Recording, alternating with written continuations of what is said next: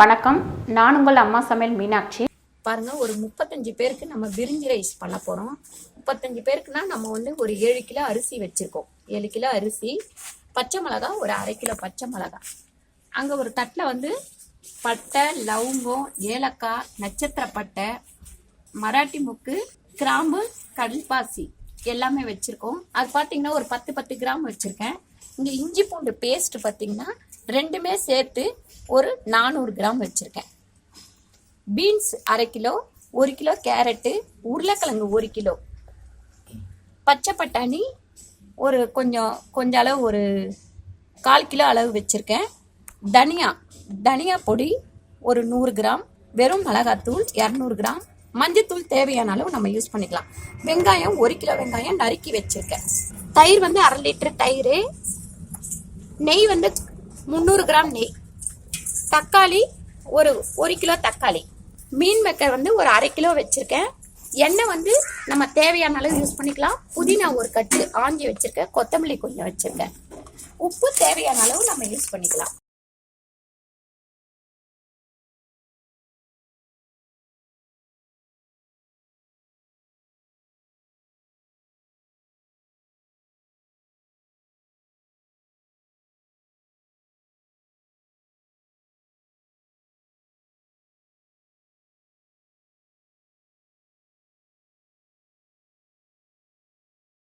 ஒன்றரை லிட்டர் எண்ணெய் ஊற்றிருக்கோம்.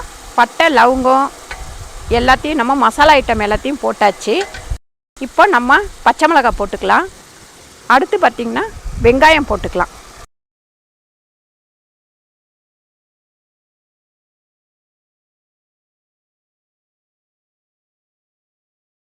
வெங்காயம் கொஞ்சம் வதங்கினதும் இங்கே இஞ்சி பூண்டு பேஸ்ட்,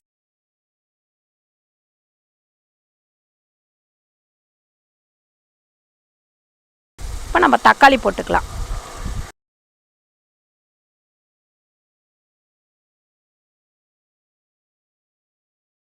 கேரட்டும் பீன்ஸும் ஒன்றா போட்டுக்கலாம். இப்போ பச்சை பட்டாணியும் போட்டுக்கலாம் கூட.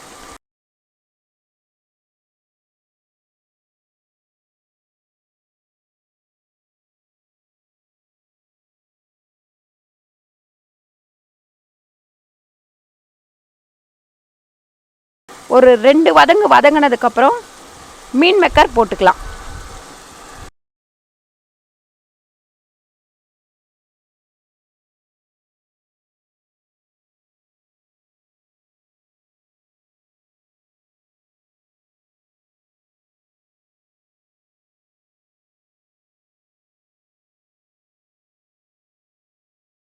மஞ்சத்தூள் ஒரு 2 ஸ்பூன் போட்டிருக்கோம்.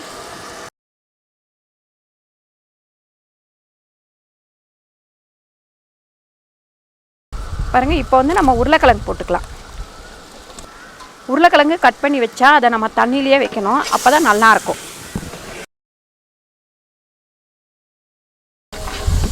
பாருங்கள், கொஞ்சம் புதினா கொத்தமல்லி இதில் போட்டுருவோம். கொஞ்சம் நிப்பாட்டி வைக்கலாம். இப்போ தனியாத்தூள் போட்டுடலாம். அடுத்து வெறும் மிளகாத்தூள்.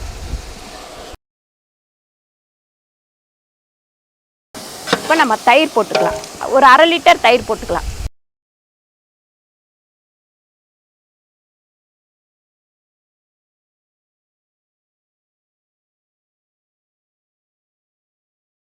பாருங்கள், உப்பு நம்ம தேவையான அளவு போட்டுக்கலாம். ஒரு கை உப்பு போட்டிருக்கேன். இது அரிசிக்கும் சேர்த்து தான் 1.5 கை உப்பு.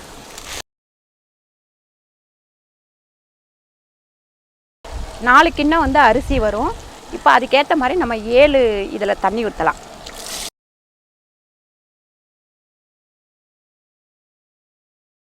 இப்போ இந்த கிண்ணத்தில் நான் 8 கிண்ணம் தண்ணி ஊற்றிருக்கேன். அரிசி 4, காய்கறிக்கெலாம் சேர்த்து 1, 1க்கு 1.5 கணக்கில் ஊற்றிருக்கேன்.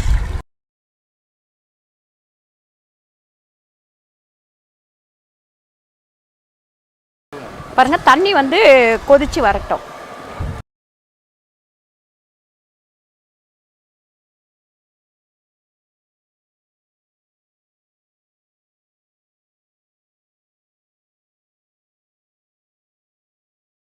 பாருங்கள், இப்போ நம்ம அரிசியை போட்டோம். அரிசியை போட்டு ஒரு 2 நிமிஷம் அப்படியே இருக்கட்டும். அதுக்கப்புறமா நம்ம கிண்டலாம். நம்ம அரிசி போட்ட உடனே கிண்ட வேணாம், ஒரு 2 நிமிஷம் அப்படியே இருக்கட்டும், அதுக்கப்புறம் கிண்டிக்கலாம்.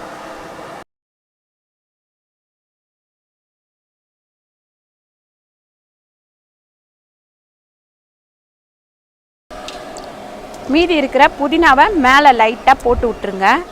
போட்டு விட்டுட்டு கொஞ்ச நேரம் மூடி வச்சிடலாம். மூடி நம்ம ஒரு 10 நிமிஷம் இருக்கட்டும். அதுக்கப்புறம் ஒரு ஓப்பன் பண்ணி நம்ம கிண்டிட்டு மறுபடியும் மூடி வச்சிடலாம்.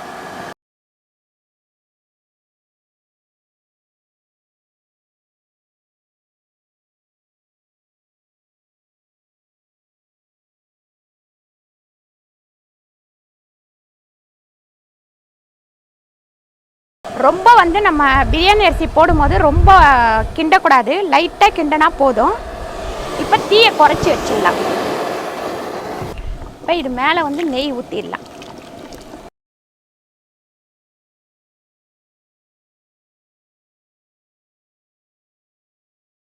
மறுபடியும் மூடி ஒரு 10 நிமிஷம் அப்படியே வேகட்டும்.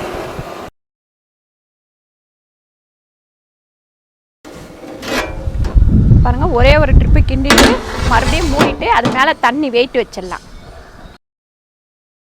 அடுப்பு நல்லா சிம்மில் வச்சுருங்க. ஒரு 10 நிமிஷம் இந்த தண்ணி வெயிட் வச்சு அப்படியே இருக்கட்டும்.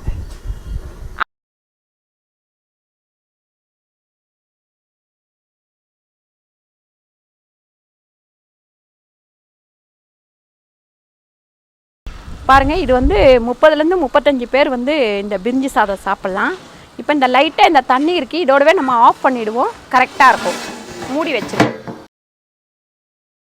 இந்த வீடியோ உங்களுக்கு பிடிச்சிருந்தா லைக் பண்ணுங்கள், ஷேர் பண்ணுங்கள், சப்ஸ்கிரைப் பண்ணுங்கள், ஃபேஸ்புக்கில் ஷேர் பண்ணுங்கள், மறக்காமல் கமெண்ட் பண்ணுங்கள். நன்றி, வணக்கம்.